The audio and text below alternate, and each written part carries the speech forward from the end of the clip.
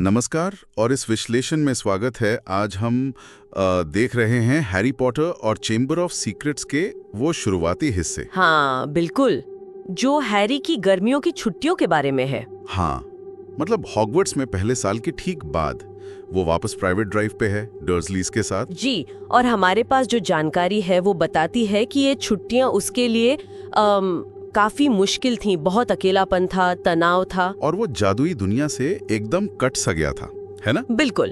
तो आज का हमारा मकसद यही समझना है कि हैरी कैसा महसूस कर रहा था।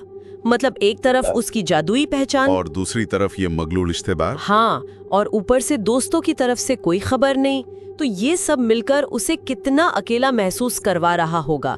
चलिए देखते हैं। शुरुआत ही काफी तनाव भरी है। सुबह का नाश्ता। हाँ, अंकल वर्नन हेडविग की आवाज से परेशान है।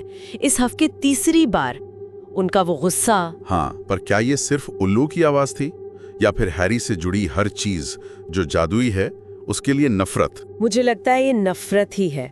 हैरी तो बस चाहता था कि हेडविग थोड़ी देर बाहर उड़ ले, है ना? बिल्कुल, लेकिन अंकल वर्नन का डर, वो किसी भी तरह का कनेक्शन नहीं चाहते जादुई दुनिया से। सही कहा, उन्हें डर लगता है और शायद शर्मिंदगी भी होती है।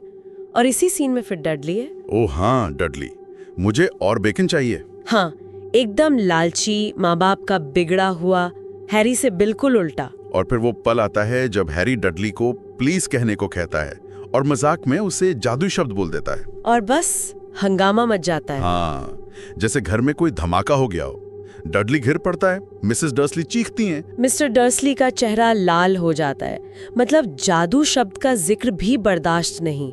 ये दिखाता है कि वो लोग कितना ज्यादा डरे हुए हैं, या शायद वो इसे दबाना चाहते हैं। अंकल वर्नन साफ कहते हैं ना कि घर में कोई असामान्यता नहीं चलेगी। बिल्कुल, वो हैरी की पहचान के उस हिस्से को पूरी तरह से मिटा देना चाहते हैं। और इसी वजह से हैरी अपनी दुनिया से और भी ज्यादा कट जाता है। हाँ, उसे हॉगवर्ट्स की कितनी याद आती होगी।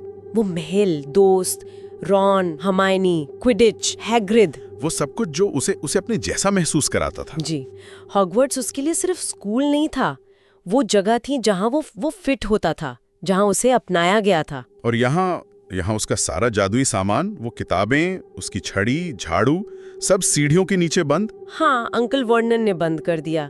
ये बिल्कुल वैसा है जैसे उसकी पहचान पर ही ताला लगा दिया हो। यहीं पर वो मगलू वाली बात आती है ना। हाँ, गैर जादुई लोग। हाँ, जो जादू से डरते हैं या उसे छिपाना चाहते हैं। डर्सलीज इसका परफेक्ट उदाहरण है। और ये अकेलापन उसके जन्मदिन पर और भी गहरा हो जाता है। सही कहा।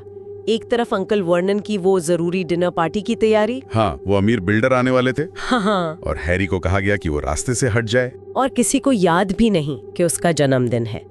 वो सीन जहाँ वो खुद को धीरे से हैप्पी बर्थडे कहता है, बहुत दुखद है। और सबसे ज्यादा दुखी बात शायद ये है कि रॉन और हर्माइनी, उसके सबसे अच्छे दोस्तों ने भी कोई खत नहीं भेजा। हाँ, ये चुप्पी उसे बहुत खलती है।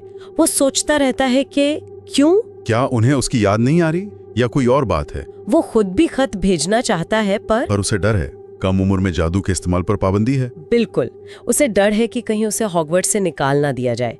तो जो नियम उसकी सुरक्षा के लिए है, वो यहाँ उसके अकेलेपन को और बढ़ा रहा है। शायद इसीलिए वो डडली को डराने के लिए वो नकली मंत्र बोलता है, जिगरी पोकरी। हाँ, एक छोटा सा विद्रोह कह सकते हैं, जब आप बिल्कुल बेबस महसूस करते हैं। और उसका नतीजा और ज्यादा काम। हाँ, सजा। खिड़की साफ करो, गाड़ी धो, बाग का काम करो। मतलब उसे फौरन उसकी जगह याद दिला दी जाती है। और फिर शाम को जब मेहमान आते हैं, उसे ऊपर कमरे में भेज दिया जाता है। भी नहीं की थी। तो इन हिस्सों से एकदम साफ है कि हैरी के लिए ये गर्मियां कितनी मुश्किल गुजर रही हैं। जी हाँ, वो दो दुनियाओं के बीच फंसा हुआ है, अपनी जादुई दुनिया से कटा हुआ और डर्सलीज के डर और उपेक्षा का शिकार। और दोस्तों की खामोशी इस अकेलेपन को और भी गहरा कर देती है। ये वाकई सोचने पर मजबूर करता है कि जब कोई अपनी पहचान के दो अलग अलग हिस्सों में फंसा हो और कोई सहारा ना हो, वो कितना मुश्किल होता होगा। हाँ, और अब कमरे में ये जो अचानक कोई आया है, ये क्या लाएगा हैरी के लिए? क्या उसके अकेलेपन का अंत होगा या शायद किसी नई मुश्किल की शुरुआत? फिर क्या हुआ हैरी के साथ देखिए अगला एपिसोड। तब तक के लिए गुड नाइट। जाते जाते सब्सक्राइब करते जाना। कल मिलते हैं 9 बजे।